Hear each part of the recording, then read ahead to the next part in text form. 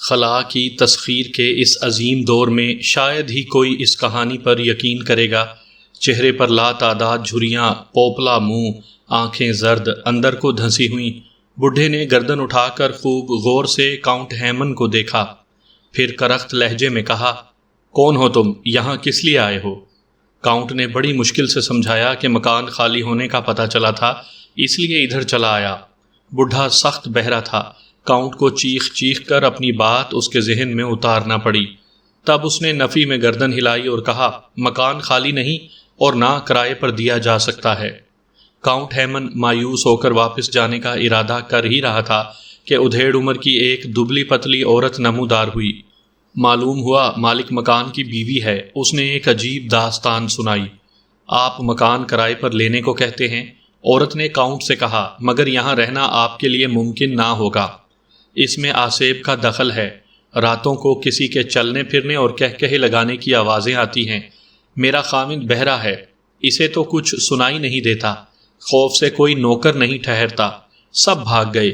میں نے بارہا اپنے شوہر سے کہا، یہ مکان چھوڑ دو، بیچ دو، ہم کہیں اور رہ لیں گے، مگر یہ مانتا ہی نہیں۔ مجھے یقین ہے اگر میں اس مکان میں کچھ عرصہ اور رہنے پر مجبور کی گئی تو یہاں سے میرا جنازہ ہی نکلے گا۔ کاؤنٹ ہیمن نے یہ باتیں دلچسپی سے سنی، پھر عورت سے پوچھا، آپ سے پہلے یہاں کون رہتا تھا؟ اجی وہی خبیث سن کی بڈھا، میرے شوہر کا چچا تھا رشتے میں، 100 برس کا ہو کر مرا۔ اس کے مرنے کے بعد ہی تو یہ مکان میرے شوہر کو ملا۔ مدت دراز تک وہ اور اس کا ایک خانسامہ اس مکان میں رہے۔ سنا ہے پچھلے حصے کے بہت سے کمرے ہمیشہ بند رہتے ہیں۔ یہ دونوں آدمی اگلے حصے کے 2 کمروں میں رہا کرتے تھے۔ مگر کہانی ہے بالکل سچ، اور بیان ایسے شخص کا جس کی اپنے فن میں عالمگیر شہرت اور سند مسلم ہے۔ کون؟ کاؤنٹ لوئس ہیمن، بین الاقوامی شہرت یافتہ ماہر نفسیات اور دست شناس۔ آپ نہیں پہچانے؟ کاؤنٹ لوئس ہیمن کو آپ کیا کوئی بھی نہیں پہچانتا، البتہ کیرو کے نام سے بچہ بچہ آشنا ہے۔ کیرو اسی کاؤنٹ لوئس ہیمن کا قلمی نام یا تخلص تھا، جسے روحانی علوم، فلکیات اور قدیم مصری سحر سے بڑا شغف رہا۔ موصوف نے مشرقی ممالک کی سیاحت میں اپنی زندگی کا بڑا حصہ صرف کیا اور بے شمار عجیب عجیب چیزیں اور نوادرات جمع کر لیے۔ کیرو دراصل یونانی لفظ ہے جس کے معنی ہے انسانی ہاتھ، اور چونکہ کاؤنٹ ہیمن دست شناسی کے فن میں بھی ماہر تھا، اس لیے کیرو کے نام سے شہرت پائی۔ پہلی جنگ عظیم سے قبل کاؤنٹ ہیمن عرف کیرو نے لندن میں کچھ عرصہ قیام کیا۔ وہ ایسے مکان کی تلاش میں تھا جو لندن جیسے پرہنگام شہر کے شور و غل سے محفوظ، الگ تھلگ پرسکون مقام پر ہو۔ چنانچہ مرکزی لندن میں ایک ایسا مکان بالآخر نظر آ ہی گیا۔ یہ درختوں سے گھری ہوئی سیاہ دیواروں کی ایک عظیم اور نہایت قدیم عمارت تھی، قریباً 200 سال پرانی، جس کے گرد و پیش خاصا گہرا سناٹا پھیلا ہوا تھا۔ ایسا معلوم ہوتا مکان مدت سے خالی پڑا ہے۔ کاؤنٹ ہیمن کو یہ مکان پسند آیا، مگر سوال یہ تھا کہ اسے کرائے پر کیوں کر حاصل کیا جائے۔ چند لمحے جائزہ لینے کے بعد کاؤنٹ ہیمن نے جھاڑ جھنکار سے بھرا ہوا مختصر سا قطع زمین طے کیا اور مکان کے صدر دروازے پر لوہے کی وہ سال خوردہ زنجیر کھینچی جو صدیوں قبل ایسی ہی عمارتوں میں گھنٹی بجانے کے لیے لٹکائی جاتی تھی۔ مکان کے دور افتادہ گوشے میں گھنٹی بجنے کی ہلکی سی آواز کاؤنٹ ہیمن کے کانوں تک پہنچی۔ چند لمحوں بعد لکڑی کا دروازہ کھلا اور ایک کہن سال شخص کھڑا دکھائی دیا۔ اس کے کپڑے خاصے پرانے اور بوسیدہ تھے۔ الجھی ہوئی سفید داڑھی کاؤنٹ ہیمن نے تگو دو کر کے مکان کرائے پر لے لیا اور چابی بڈھے مالک مکان سے حاصل کر لی۔ اس کا ارادہ مکان کو اپنی مرضی کے مطابق آراستہ کرنا تھا۔ مشرقی ممالک خصوصاً مصر سے جو نوادرات وہ اپنے ساتھ لایا تھا، وہ سب ایک خاص ترتیب سے اس مکان میں سجانے کا منصوبہ اس نے بنایا۔ فلاں تابوت اس جگہ رکھا جائے گا، فلاں شہزادی کی ممی اس کمرے میں اچھی رہے گی، فلاں بت مشرقی راہداری کے سرے پر لگنا چاہیے، اور فلاں مجسمہ دروازے کے قریب ٹھیک رہے گا، وغیرہ وغیرہ۔ اب اس نے پورے مکان کا گھوم پھر کر جائزہ لیا۔ بے شک عمارت بہت قدیم اور بڑی مضبوط تھی، گو 100 برس کی کہن سالی کا اس نے بظاہر کوئی اثر قبول نہ کیا تھا۔ بس دیواروں پر کہیں کہیں کائی کی گہری تہیں جم گئی تھیں، یا پھر بلند و بالا کھڑکیوں کے اکثر شیشے چٹک گئے، یا کسی دروازے کی چولیں ڈھیلی ہو گئی تھیں اور کھولتے اور بند کرتے وقت ان میں عجیب طرح کی آوازیں نکلا کرتیں، یا جب مکان کی اونچی چمنیوں کے سوراخوں میں سے تیز ہوا نکلتی تو سیٹیاں سی بجتیں۔ کاؤنٹ نے خیال کیا شاید یہی آوازیں ہیں جو مکان کے مکینوں کو آسیب اور بھوت بن کر ڈراتی ہیں۔ عمارت کی تمام راہداریاں، زینوں، برآمدوں، غلام گردشوں اور کمروں کا معائنہ کرنے کے بعد کاؤنٹ نے اپنے آپ کو ایک ایسے کمرے میں پایا جس کی فضا پورے مکان کی فضا سے مختلف سی محسوس ہوئی۔ چھوٹا سا یہ کمرہ مکان کی نچلی منزل کی سب سے بوسیدہ اور پرانے حصے میں تھا۔ کمرے کے فرش پر دھول کی کئی انچ موٹی تہ جمی تھی اور اونچی تاریک چھت کے کونوں اور دیمک زدہ کڑیوں پر مکڑیوں نے مہیب جالے تان دیے تھے۔ دیواروں کا رنگ بالکل سیاہ اور شمالی جانب حال کمرے کی طرف کھلنے والی کھڑکیوں کے لمبے بھاری سے پردوں میں جا بجا بڑے بڑے سوراخ دکھائی دیے۔ ایسے معلوم ہوتا ان پردوں کو کیڑے تیز رفتاری سے ہڑپ کر رہے ہیں۔ کمرے میں کوئی فرنیچر نہ تھا۔ بجھے ہوئے آتش دان میں راکھ کا ڈھیر لگا ہوا تھا اور قریب ہی لوہے کی وہ سلاخ پڑی تھی جس سے کبھی انگارے بھڑکانے یا راکھ کریدنے کا کام لیا جاتا ہوگا۔ کاؤنٹ ہیمن کمرے میں داخل ہوا تو یکلخت نامعلوم دہشت کی لہر اس کے بدن میں ہلکورے لینے لگی۔ آہستہ آہستہ اس کے جسم کا ایک ایک رونگٹا کھڑا ہو گیا۔ اسے احساس ہوا کوئی اس کمرے کی فضا میں موجود ہے، مگر کون؟ وہ گھبرا کر جلدی سے باہر نکل آیا اور باہر نکلتے ہی دروازہ بند کر کے مقفل کر دیا۔ تھوڑی دیر تک کاؤنٹ ہیمن پر خوف کی یہ کیفیت طاری رہی، پھر اسے ایک نفسیاتی اثر سمجھ کر نظر انداز کر دیا۔ پوری عمارت کی سجاوٹ اور مرمت کے لیے ایک مدت درکار تھی۔ کاؤنٹ نے رہنے کے لیے چند کمرے ٹھیک ٹھاک کروانے کا فیصلہ کیا، چنانچہ متعلقہ افراد کو بلا کر یہ کام سونپ دیا۔ چند دن کے اندر اندر 2 کمرے سامان آرائش و زیبائش سے تکمیل پا کر تیار ہو گئے اور کاؤنٹ ہیمن اپنے سیکرٹری کے ساتھ ان کمروں میں منتقل ہو گیا۔ اس نے طے کیا کہ اوپر کے کام کاج کے لیے کوئی نوکر نہ رکھا جائے، کھانے اور ناشتے کا انتظام کسی ہوٹل سے کر لیا جائے گا۔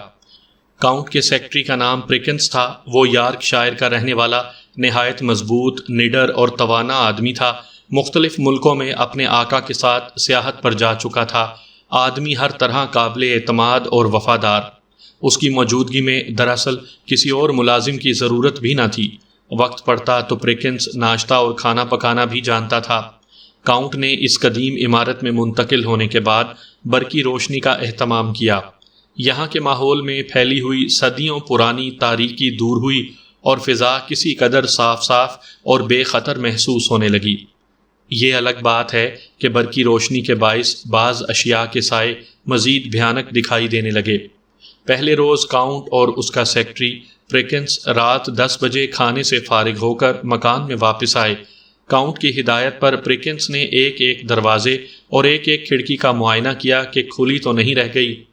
اس طرف سے مطمئن ہونے کے بعد برقی روشنی بند کر دی گئی اور شب باشی کے لیے اپنے اپنے کمروں میں چلے گئے۔ کاؤنٹ ہیمن سونے سے پہلے کچھ نہ کچھ پڑھنے کا عادی تھا، چنانچہ بستر پر لیٹ کر اس نے برقی لیمپ روشن کیا اور علم فلکیات سے متعلق ایک قدیم کتاب کا مطالعہ کرنے لگا۔ گرد و پیش میں مکمل خاموشی طاری تھی۔ لندن کی ٹریفک کا شور اس حصے میں بامشکل پہنچ پاتا۔ کاؤنٹ کے تھکے ہوئے اعصاب کے لیے یہ خاموشی بہترین نعمت تھی۔ اس نے عجیب طرح کی ٹھنڈک اپنے دل و دماغ میں محسوس کی۔ اس احساس کے ساتھ ہی اسے نیند آنے لگی۔ اس نے برقی لیمپ بجھا دیا اور چت لیٹ کر آنکھیں بند کر لیں۔ ابھی وہ غنودگی کی انتہائی حدوں تک نہ پہنچا تھا اور صریحاً اپنے ہوش و حواس میں تھا کہ مکان کی اندرونی خاموشی کو چیرتی ہوئی ایک انوکھی آواز اس کے کانوں میں آئی۔ وہ ہڑبڑا کر اٹھا اور اس آواز پر کان لگا دیے۔ سامعین کرام، آپ سن رہے ہیں خوفناک اور ڈراؤنی کہانی روح کا وعدہ۔ یہ اس سلسلے کی پہلی قسط ہے۔ مجھے امید ہے آپ کو میری یہ کاوش پسند آئے گی۔ آپ نے اگر ابھی تک میرا چینل مائی وائس سبسکرائب نہیں کیا تو ابھی میرے چینل کو سبسکرائب کر کے بیل نوٹیفیکیشن آن کر لیجئے تاکہ آنے والی ہر نئی کہانی کی اطلاع بر وقت آپ تک پہنچ سکے۔ چند لمحوں بعد یہ آواز دوبارہ آئی، جیسے کسی نے کمرے کا دروازہ چپکے سے کھولا اور پھر بند کر دیا۔ یہ آواز نچلی منزل میں مکان کے دور افتادہ اور سب سے قدیم حصے کی جانب سے آئی تھی۔ کاؤنٹ کے دل کی دھڑکن تیز ہو گئی۔ وہ اسی طرح بے حس و حرکت اپنے بستر پر بیٹھا رہا۔ دفعتاً اس نے نچلی منزل کے فرش پر کسی کو چلتے ہوئے سنا۔ اس کے نپے تلے قدموں کی آواز برابر کاؤنٹ کے کانوں میں آ رہی تھی۔ پھر یہ آواز اور قریب آئی، اور قریب۔ اس کے بعد اس نامعلوم ہستی نے سیڑھیوں پر قدم رکھا۔ آواز اور نمایاں ہو گئی۔ کوئی آہستہ آہستہ قدم دھرتا ہوا اوپر آ رہا تھا۔ دوسری منزل میں اس طرف جدھر کاؤنٹ ہیمن اور اس کے سیکرٹری پریکنس کی خواب گاہیں تھیں، دہشت سے کاؤنٹ کی پیشانی پر پسینے کے قطرے پھوٹنے لگے اور ہاتھوں کی کپکپاہٹ ناقابل برداشت ہو گئی۔ اس نے پریکنس کو آواز دینے کے لیے اپنے ہونٹوں کو جنبش دی، مگر حلق سے آواز ہی نہ نکلی۔ بڑی مشکل سے خود پر قابو پایا اور برقی لیمپ روشن کرنے کے لیے سوئچ کی طرف ہاتھ بڑھایا، مگر یہ سوچ کر رک گیا کہ آنے والے کی توجہ روشنی کی طرف مبذول ہو جائے گی، وہ روشنی جو دروازے کی نچلی درز میں سے نظر آ سکتی ہے۔ قدموں کی پراسرار آواز ٹھیک اس کے کمرے کے دروازے پر یک لخت پہنچ کر تھم گئی۔ کاؤنٹ نے خیال کیا، بدروحیں یا آسیب اس طرح نہیں آیا کرتے، یہ ضرور کوئی آدمی ہے، اس دنیا کی مخلوق۔ یہ خیال آتے ہی وہ بستر سے اٹھا اور آتش دان کے قریب رکھی ہوئی لوہے کی وزنی سلاخ ہاتھ میں پکڑ لی۔ مگر یہ کیا؟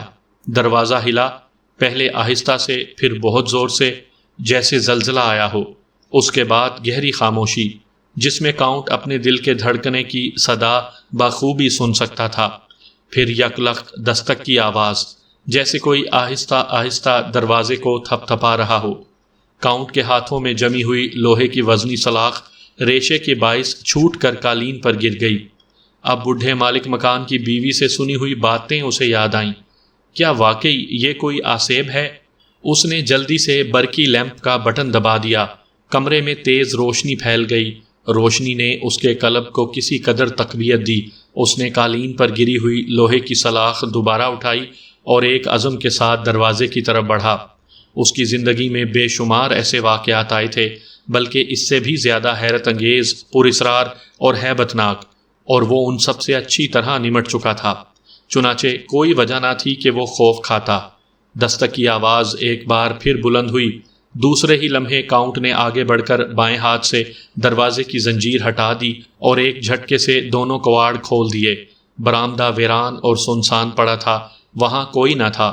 کاؤنٹ نے دائیں بائیں خوب غور سے دیکھا، کسی ذی روح کے آثار نہ تھے۔ ہر طرف گہری خاموشی اور جان لیوا سناٹا مسلط تھا۔ دہشت کی ایک نئی لہر اس کے بدن میں دوڑ گئی۔ وہ پتھر کے بت کی مانند خاموش کھڑا دروازے کو تک رہا تھا۔ یکا یک اس کے سر کے عین اوپر دروازے کی چوکھٹ کے پاس ویسی ہی آواز پھر بلند ہوئی، جیسے کوئی چوکھٹ کو کھٹکا رہا ہو۔ یہ آواز اس کے اتنی قریب تھی کہ کاؤنٹ کے حلق سے خوف کے مارے ہلکی سی چیخ نکل گئی۔ اس نے جھپٹ کر دروازہ دھماکے سے بند کیا، ایسا دھماکہ جس کی آواز سے پوری عمارت گونج اٹھی۔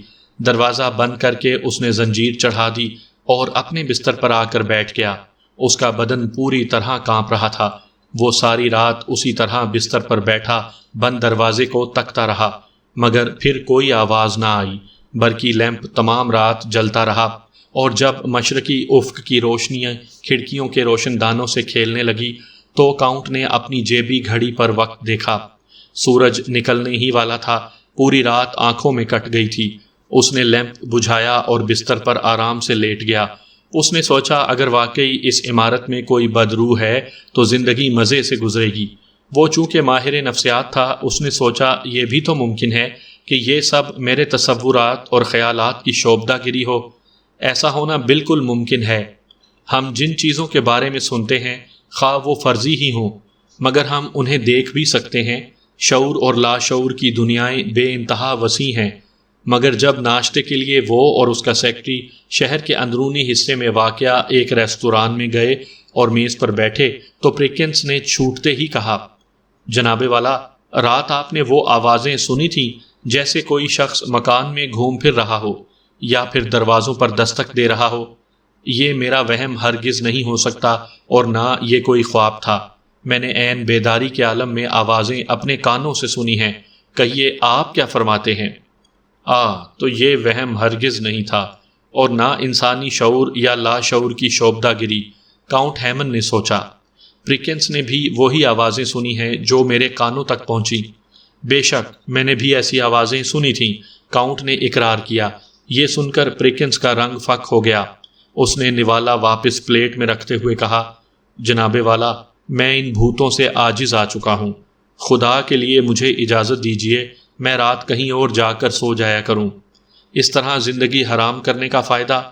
کاؤنٹ کے لبوں پر ہلکی سی مسکراہٹ نمودار ہوئی۔ اس نے کہا، پریکنس تم بزدل ہوتے جا رہے ہو، بھلا بدروحیں ہمارا کیا بگاڑ سکتی ہیں؟ ہم اس سے زیادہ خطرناک حالات سے دو چار رہ چکے ہیں۔ مصر کی مہمیں یاد کرو، 3000 سال پہلے کی مصری شہزادی کا وہ کٹا ہوا ہاتھ تم اب تک نہ بھولے ہوگے جو مجھے ایک عرب شیخ نے دیا تھا اور جس کے بھیانک کرشمے ہم دونوں نے اپنی آنکھوں سے دیکھے ہیں۔ یہ مکان تو ہم لے چکے اور اس کی آرائش پر خاصا روپیہ بھی صرف ہو چکا، اب یہاں سے بھاگنا بے وقوفی ہوگی۔ کیا یہ ممکن نہیں کہ اس بدرو سے کسی طرح دوستی کر لی جائے، ہم بھی یہاں رہیں وہ بھی رہے؟ پریکنس نے حیرت سے کاؤنٹ کو دیکھا اور بڑی مشکل سے غصہ ضبط کرتے ہوئے بولا، جناب والا، یہ مکان ہرگز رہنے کے قابل نہیں۔ مالک مکان سے کہیے کہ وہ کرایہ واپس کرے اور ہم اپنا سامان یہاں سے اٹھائیں، اور اگر وہ کرائے کی رقم واپس نہ کرے تو قانون کا سہارا لیجیے۔ باقی رہا بدرو سے دوستی کرنے کا خیال، تو میں کیا عرض کروں، ایسا انوکھا خیال جناب ہی کے ذہن مبارک میں آ سکتا ہے۔ آج تک میں نے نہیں سنا کہ کسی انسان نے باہوش و حواس بدرو سے دوستی پیدا کی ہو۔ مالک مکان سے کرایہ واپس نہیں لیا جا سکتا، کاؤنٹ نے کہا۔ اس کی بیوی نے مجھے پہلے ہی بتا دیا تھا کہ مکان میں کچھ گڑبڑ ہے، لہٰذا ان کا کوئی قصور نہیں اور نہ انہوں نے ہمیں دھوکے میں رکھا۔ مجھے بہرحال مکان پسند ہے اور میں یہاں سے جانا نہیں چاہتا، بلکہ یوں کہو کہ اس وقت تک جانا نہیں چاہتا جب تک اس آسیب کا معمہ حل نہ کر لوں۔ خواہ یہ معمہ حل کرنے میں خدا نہ خواستہ ہم میں سے کسی ایک کی جان جاتی ہے۔ اس جملے پر کاؤنٹ ہیمن ہنس پڑا۔ اطمینان رکھو پریکنس، آج تک کسی آسیب نے انسان کو قتل نہیں کیا۔ پریکنس نے جب دیکھا کہ اس کا آقا مکان چھوڑنے کا ارادہ نہیں رکھتا تو توہن و کراہن اسے بھی ساتھ دینا پڑا۔ رات ہوئی تو وہ بھی اپنی خوابگاہ سے اٹھ کر کاؤنٹ ہی کے کمرے میں آ گیا۔ انہوں نے فیصلہ کیا کہ یہ رات آرام کرسیوں پر جاگ کر گزار دی جائے۔ انہوں نے آتش دان میں آگ روشن کر دی اور ڈھیر ساری لکڑیاں جھونک دیں تاکہ آگ برابر جلتی رہے۔ اس کے بعد انہوں نے تیل سے جلنے والا چولہا قریب ہی رکھ لیا۔ عمدہ قہوے کا ڈبہ اپنے تھیلے سے نکالا اور چولہا جلا کر پانی کی کیتلی چڑھا دی۔ نیند کو بھگانے کے لیے گرم اور خشک قہوے سے بہتر کوئی اور چیز نہیں۔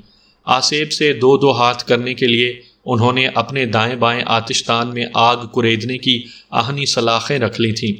اگرچہ کاؤنٹ کو یقین تھا کہ ان سلاخوں سے کام لینے کی ضرورت نہیں پڑے گی، ان دونوں کو ایک دوسرے کی موجودگی سے خاصا اطمینان تھا۔ کمرے کے اندر برقی بلب روشن تھا اور دوسرے حصوں میں روشنی کے لیے جو بلب لگائے گئے تھے انہیں جلانے کی ضرورت محسوس نہ کی گئی تھی۔ رات آہستہ آہستہ گزر رہی تھی، مکان میں ہیبت ناک خاموشی اور تاریکی چھائی ہوئی تھی۔ یہ دونوں بھی چپ چاپ بیٹھے ایک دوسرے کو دیکھ رہے تھے۔ ٹھیک 12 بجے نچلی منزل میں کسی دروازے کے کھلنے اور بند ہونے کی آواز سنائی دی۔ دونوں آدمیوں نے جلدی سے لوہے کی سلاخیں ہاتھوں میں تھام لی اور سنبھل کر بیٹھ گئے۔ پھر انہوں نے سنا کہ کوئی آہستہ آہستہ سیڑھیوں پر قدم رکھتا ہوا اوپر آیا۔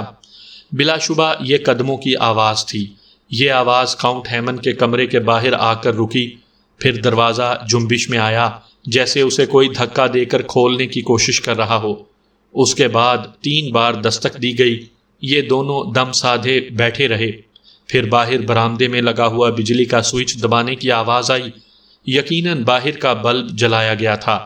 جناب، میں شرط لگاتا ہوں بھوت ووت ہرگز نہیں ہے، پریکنس نے دبی آواز میں کہا۔ بھوت کبھی مکانوں میں لگے ہوئے برقی کمکموں کے سوئچ نہیں دبایا کرتے، وہ تو روشنی سے بھاگتے ہیں اور تاریکی کو محبوب رکھتے ہیں۔ یہ بھوت ہرگز نہیں، معلوم ہوتا ہے کوئی اچکا ہے، میں ابھی اس بدماش کا سر توڑتا ہوں۔ یہ کہہ کر وہ اٹھا اور دروازہ کھول دیا۔ پھر اس نے لوہے کی سلاخ اس انداز میں اٹھائی جیسے متوقع حملے کا جواب دینا چاہتا ہے، مگر برآمدہ سنسان پڑا تھا۔ باہر کا کمکما روشن ہونے سے ہر طرف اجالا پھیل گیا تھا۔ سیڑھیاں صاف نظر آ رہی تھیں، لیکن وہاں کوئی نہ تھا۔ آس پاس کہیں ایسی جگہ نہ تھی انسان تو ایک طرف بلی کا بچہ بھی چھپ سکے۔ پھر یہ کیا اصرار ہے؟ پریکنس کی آنکھیں خوف سے ابلنے لگیں اور اس کا وہ ہاتھ بری طرح لرز اٹھا جس ہاتھ میں اس نے آہنی سلاخ پکڑ رکھی تھی۔ خدا کی پناہ، یہاں تو کوئی نہیں، مگر دیکھیے حال کمرے کی بتیاں بھی جل رہی ہیں، حالانکہ ہم نے یہ تمام بتیاں ہرگز نہیں جلائیں۔ میں کہتا ہوں ضرور اس منحوس مکان میں کوئی موجود ہے جو ہم سے یہ شعبدے بازی کر رہا ہے۔ پریکنس ہانپتے ہوئے بولا۔ آؤ نیچے چلیں، کاؤنٹ نے خوف دور کرنے کے لیے ذرا بلند آواز میں کہا۔ تعجب ہے، اگر یہ کوئی بھوت ہے تو اسے برقی کمکمے روشن کرنے سے بھلا کیا ملے گا؟ پریکنس نے بڑبڑاتے ہوئے کہا۔ با خدا، میں نے کسی کی سیڑھیاں چڑھنے کی آواز سنی ہے، آخر وہ گیا کہاں؟ کیا یہاں کوئی چور راستہ ہے؟ جب وہ نچلی منزل کے ہال کمرے میں داخل ہوئے تو انہوں نے دیکھا کہ وہاں لگے ہوئے دونوں برقی کمکمے روشن ہیں۔ ہال کمرے کی بائیں جانب ڈرائنگ روم تھا، وہ خود اس کا دروازہ بند کر کے آئے تھے، مگر اب وہ دروازہ پورا کھلا ہوا تھا اور کمرے کے اندر تاریکی تھی۔ اس کمرے کے اندر بھی 3 برقی بلب لگائے گئے تھے جن کے 3 سوئچ دروازے کے قریب ہی لگے تھے۔ ان دونوں کی آنکھوں کے عین سامنے یہ تینوں سوئچ یکے بعد دیگرے آپ ہی آپ اوپر سے نیچے ہو گئے۔ تینوں بلب روشن ہوئے اور کمرہ روشنی میں نہا گیا۔ اب انہوں نے خیال کیا کہ یہ ضرور کسی کی شرارت ہے اور یقیناً ڈرائنگ روم میں کوئی نہ کوئی چھپا بیٹھا ہے، مگر انہوں نے کمرے کا کونا کونا اور گوشہ گوشہ دیکھ ڈالا، وہاں کوئی نہ تھا اور نہ ایسے آثار نظر آئے جن سے پتہ چلتا کہ کوئی شخص یہاں داخل ہوا ہے۔ ان دونوں کے پیروں کی نشانات کے سوا فرش پر اور کوئی نشان نہیں تھا۔ کہیں ایسا تو نہیں کہ جس کاریگر نے بجلی کے یہ کمکمے اور تار فٹ کیے اسی نے کوئی چالاکی کی ہو؟ پریکنس نے کہا۔ ابھی کاؤنٹ جواب میں کچھ کہنے بھی نہ پایا تھا کہ کمرے کی فضا میں ایک انسانی کہکہے کی آواز گونجی۔ یہ آواز ان کے بالکل قریب سے آئی تھی۔ انہوں نے دہشت زدہ ہو کر ادھر ادھر دیکھا، مگر ان کے علاوہ وہاں تیسرا کوئی نہ تھا۔ ایک بار پھر ان کے بہت قریب سے ہنسنے کی آواز آئی۔ اب ان کے اوسان خطا ہوئے، وہ چیختے ہوئے وہاں سے بھاگے اور پاگلوں کی طرح سیڑھیاں چڑھتے ہوئے اپنے کمرے میں آ کر پناہ لی۔ جب انہوں نے دروازہ بند کر کے لوہے کی زنجیر چڑھائی تو دونوں بری طرح ہانپ رہے تھے اور فرتے خوف سے ان کی گھگی بندھی ہوئی تھی۔ رات کا بقیہ حصہ انہوں نے آتش دان کے پاس چپ چاپ بیٹھ کر کاٹ دیا۔ صبح ہوئی تو وہ کمرے سے نکلے۔ ہال اور ڈرائنگ روم میں برقی بتیاں ابھی تک روشن تھیں۔ انہوں نے ڈرتے ڈرتے بتیاں بجھائیں اور سوچنے لگے کہ اس پر اصرار صورتحال سے کیسے نمٹا جائے۔ پہلے تو پریکنس کی بھی رائے یہ تھی کہ مکان چھوڑ کر چلے جانا چاہیے، مگر کاؤنٹ ہیمن از حد سنجیدہ دکھائی دے رہا تھا۔ اس نے اعلان کیا، خواہ کچھ ہو اس راز سے پردہ اٹھنا ہی چاہیے۔ دوپہر کو جب کھانا کھانے لگے تو اعلیٰ نسل کے کتے فروخت کرنے والی ایک دکان سے ٹیریئر نسل کا ایک کتا بھی خرید کر ساتھ لے آئے۔ کاؤنٹ ہیمن کا کہنا تھا کہ اگر اس مکان میں آسیب یا بدرو ہے تو کتے کو فوراً پتہ چل جائے گا۔ کتے یا بلیاں اس قسم کے احساسات رکھتے ہیں اور غیر مرئی مخلوق کی موجودگی کا انہیں علم ہو جاتا ہے۔ شام ہوتے ہی انہوں نے کتے کی زنجیر پکڑی اور اسے مکان کے مختلف حصوں میں گھمانے پھرانے لگے۔ وہ اسے ہر کمرے، ہر برآمدے اور ہر راہداری میں لے گئے۔ کتے نے کسی قسم کی تیزی، تندی، خوف یا دہشت کا مظاہرہ نہ کیا۔ آخرکار وہ نچلی منزل کے ایک چھوٹے سے کمرے کے قریب رکے۔ دروازہ بند اور اس میں لوہے کا بھاری قفل پڑا ہوا تھا۔ کاؤنٹ ہیمن نے جیب سے چابیوں کا گچھا نکالا اور باری باری ہر کنجی اس پر آزمانے لگا۔ آخر تالا کھل گیا اور کاؤنٹ نے اندر قدم رکھا۔ اندر سخت اندھیرا تھا، کچھ دکھائی نہ دیتا تھا۔ پریکنس نے ماچس کی تیلی جلائی اور خود بھی کمرے میں داخل ہو گیا۔ اس نے کتے کی زنجیر کھینچی تاکہ وہ بھی کمرے میں آ جائے، لیکن کتا منہ سے عجیب و غریب آوازیں نکالتا ہوا زمین پر لیٹ گیا اور پریکنس کی حد درجہ کوشش کے باوجود بھی کمرے میں داخل نہ ہوا۔ دیکھتے ہی دیکھتے اس کی حالت میں اتنا عظیم تغیر رونما ہوا کہ وہ حیران رہ گئے۔ اس کے جسم کا رواں رواں کانپ رہا تھا، وہ خوف سے زمین پر لوٹا جاتا تھا اور اس کے حلق سے گھٹی گھٹی آوازیں نکل رہی تھیں۔ خود کاؤنٹ ہیمن کے بدن کے رونگٹے بھی کھڑے ہو رہے تھے اور دل کی دھڑکن یکلخت تیز ہوتی جا رہی تھی۔ اس نے پریکنس کو باہر نکلنے کا اشارہ کیا۔ خود بھی جلدی سے باہر آیا اور دروازہ بند کر کے قفل لگا دیا۔ پھر وہ اپنے مخصوص کمرے میں آ گئے۔ کتا ان کے پیچھے پیچھے اب بھی دم ٹانگوں میں دبائے خوف سے کانپتا اور گھگیاتا ہوا آ رہا تھا۔ بولو، اب کیا کہتے ہو؟ کاؤنٹ نے سیکرٹری سے پوچھا۔ تم نے کتے کی حالت دیکھی؟ پریکنس نے کوئی جواب نہ دیا۔ اس کے چہرے پر خوف، حیرت اور تشویش کے ملے جلے تاثرات پھیلے ہوئے تھے۔ اس نے قہوے کے 2 پیالے بنائے، ایک اپنے آقا کی طرف بڑھایا اور دوسرا اپنے سامنے رکھا۔ کتا اس کے قدموں میں گردن گرائے خاموشی سے بیٹھا تھا۔ اس کمرے میں ضرور کچھ ہے۔ بالآخر پریکنس نے زبان کھولی۔ کل دن کے وقت ایک بار پھر ہم کتے کو اس کمرے میں لے جانے کی کوشش کریں گے۔ وہ رات بھی انہوں نے آرام دہ کرسیوں پر بیٹھے بیٹھے کاٹ دی۔ ان کا خیال تھا آدھی رات کے بعد حسب معمول بدروح کی آمد ہوگی، مگر ایسا نہ ہوا۔ بھوت غالباً انہیں مکان میں اپنی موجودگی کا احساس دلانا چاہتا تھا، اور اب اس نے سوچا ہوگا بار بار انہیں کیوں پریشان کیا جائے۔ دن نکلا تو پریکنس اور کاؤنٹ ہیمن نے ایک بار پھر کتے کو اس کمرے میں لے جانے کی کوشش کی۔ پہلے تو وہ اسے لیے مکان کے مختلف گوشوں میں گھومتے رہے، اور کتا خوف کی کسی علامت کا اظہار کیے بغیر مزے سے ان کے ساتھ چلتا رہا۔ لیکن جوں ہی وہ نچلی منزل کے اس چھوٹے سے کمرے کے قریب پہنچے، کتے کے بدن پر لرزہ طاری ہو گیا۔ اس نے دم ٹانگوں میں دبا لی اور ٹیاؤں ٹیاؤں کرتا ہوا بڑی عاجزی سے زمین پر لیٹ گیا۔ ایسا معلوم ہوتا تھا جیسی کوئی بلائے عظیم اس نے دیکھ لی ہو۔ جو ہی پریکنس نے پٹا اس کی زنجیر سے نکالا، کتا بندوق سے نکلی ہوئی گولی کی مانند وہاں سے بھاگا اور مکان سے باہر نکل گیا۔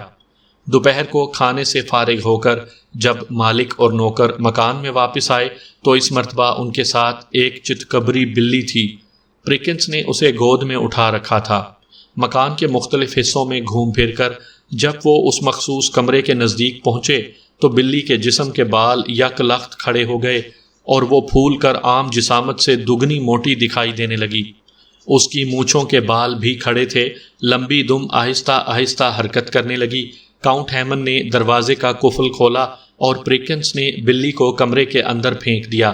ایک ہولناک چیخ مار کر بلی کمرے سے باہر نکلی اور چشم زدن میں نظروں سے غائب ہو گئی۔ ان تجربات سے واضح ہو گیا کہ کچھ نہ کچھ ہے ضرور۔ اگر کوئی انسانی شعبدے بازی ہوتی تو کتے اور بلی کا یوں خوف زدہ ہو کر راہ فرار اختیار کرنا ممکن نہ تھا۔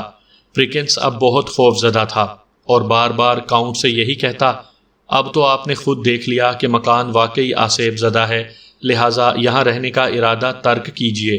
لندن میں خالی مکانوں کی کمی نہیں، کیا ضروری ہے ہم ایک آسیب کے ہاتھوں نقصان اٹھا کر یہاں سے نکلیں؟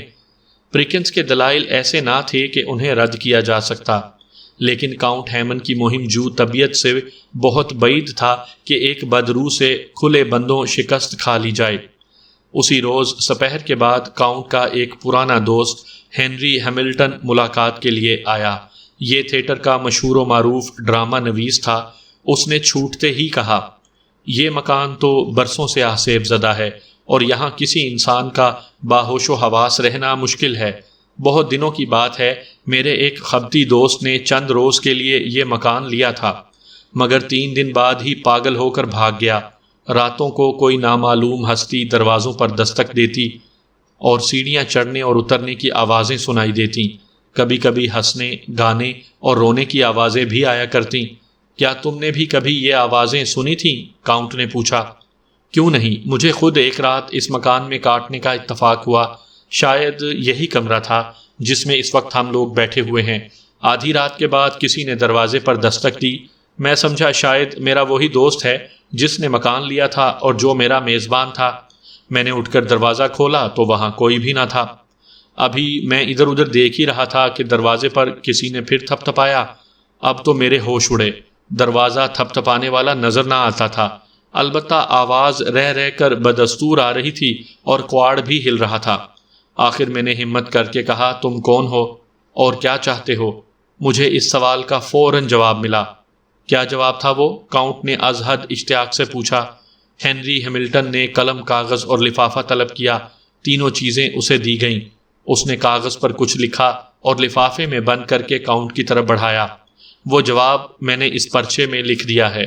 تم خود بھی اس روح سے اس کے بارے میں معلوم کرنے کی کوشش کرو اور جو کچھ جواب وہ دے اس کا مقابلہ میری تحریر سے کرو۔ میرا خیال ہے ان دونوں جوابوں میں کوئی خاص فرق نہ ہوگا۔ کاؤنٹ ہیمن نے یہ طریقہ پسند کیا اور وعدہ کیا کہ ایسا ہی کیا جائے گا۔ اس کے بعد کئی ہفتے امن اور سکون سے گزر گئے۔ راتوں کو روح کا چلنا پھرنا اور دروازے پر دستک دینا موقوف رہا۔ شاید اس نے سمجھ لیا تھا یہ لوگ اس مکان سے جانے والے نہیں۔ ایک رات کاؤنٹ نے چند دوستوں کو رات کے کھانے پر بلایا۔